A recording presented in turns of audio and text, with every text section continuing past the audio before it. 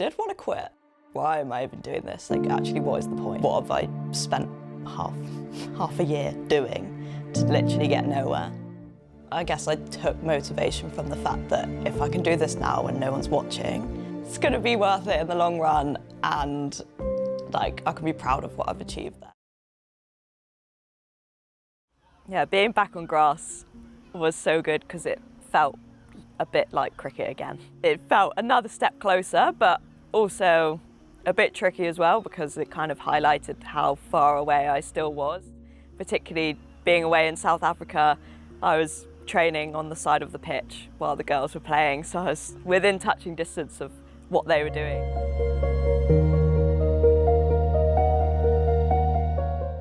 She's recently just gone to the next phase of rehab.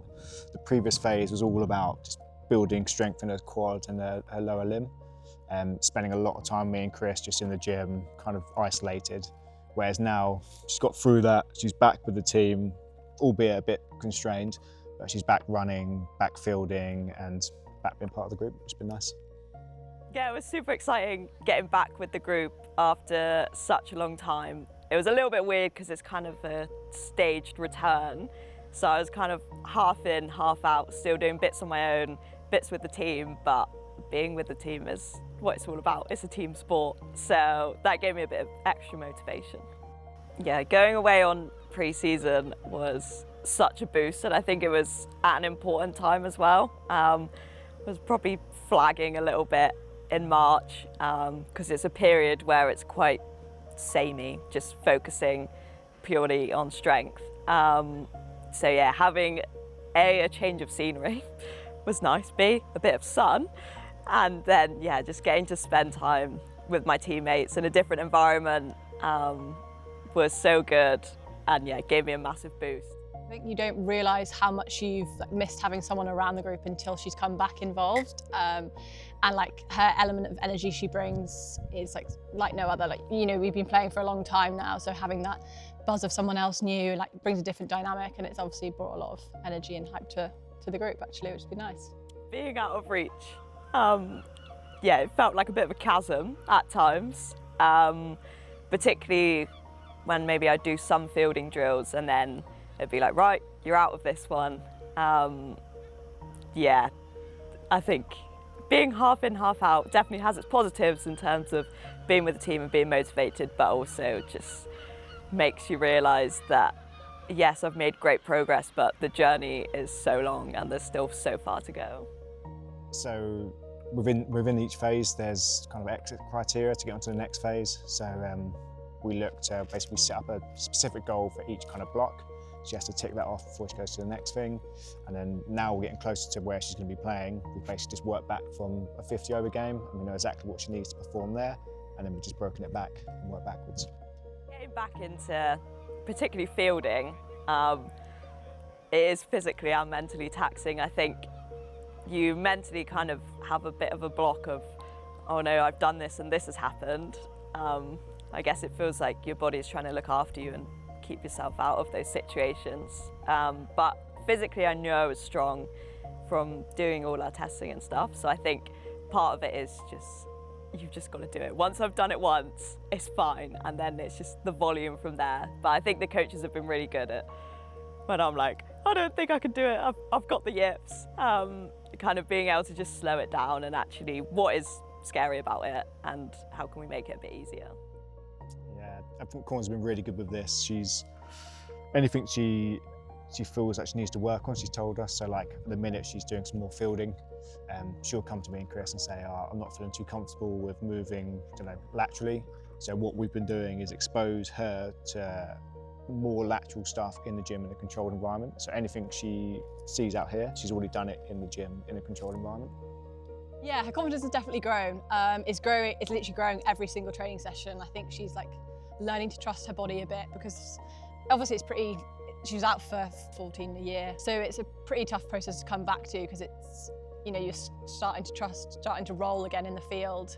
But her confidence is growing and growing and growing, and you can see her absolutely loving being back involved. So it's just lush to have her back.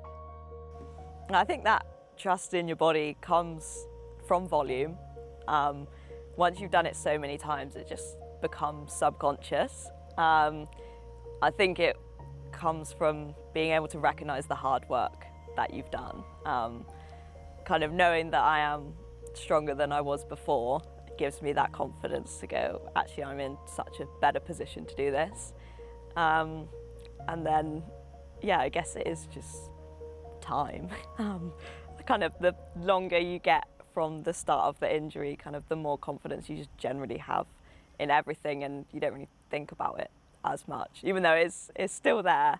But yeah, the longer time goes on, the easier it gets. Rebuilding confidence, I think, with this injury is key because it is as much a mental injury as a physical one. So some stuff is just, I don't know, doing normal life without thinking about it. Whether that be, I don't know, messing about on the beach or swimming or that kind of thing. The things that maybe at the start you think, oh, I'm not sure whether I should do this. Now just getting stuck in and everything being normal, I think builds that confidence. And then kind of within cricket, again, just volume of doing lots of things, and like the sports science and medicine team like giving me that confidence of where we're at and that we're in a great space. I think someone else telling you that you're fine and you're doing well definitely helps a lot. Corn's been really good to work with. She's just cracked on. There's been a few setbacks, which has wobbled her a little bit, but the nature of the rehab, it's such a long thing, so there's going to be ups and downs, but as a whole, she's been really good.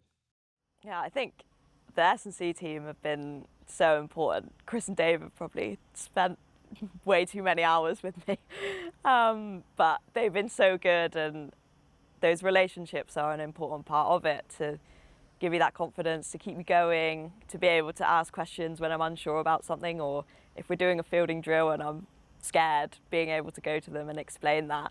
So that's been really key. And then my teammates as well, just checking in on me, kind of being excited about the milestones that we're getting to, and just telling me in the gym that I'm looking strong, that kind of thing, has been really good. And then also me being able to kind of share their cricketing experience as well. So I feel like I've taken on a bit of a coaching sort of weird mentor situation kind of within the changing room. So understanding what other people are working on, kind of how their stuff is going, and trying to just be a listening ear for them to try and remain as part of the team.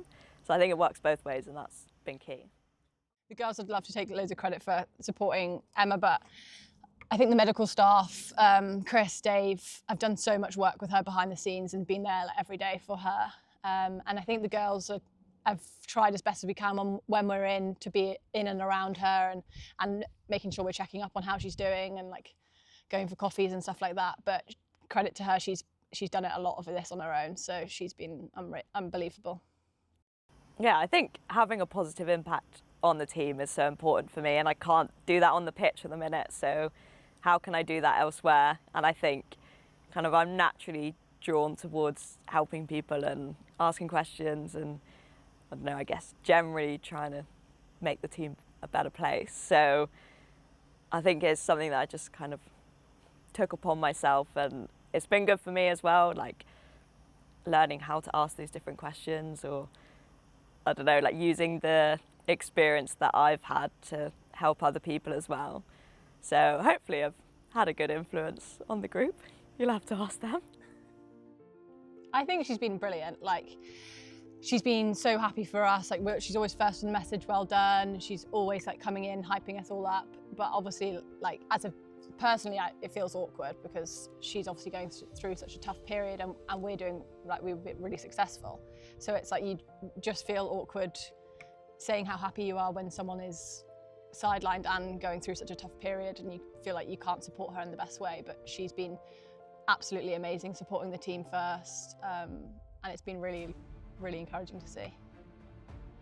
I think the difference between being fit for training and being fit for a match feels so far. I think in training it's very controlled, and it's like all prescribed what I'm doing, and it's in line with what we're doing in the gym and other rehab bits, so it feels very safe.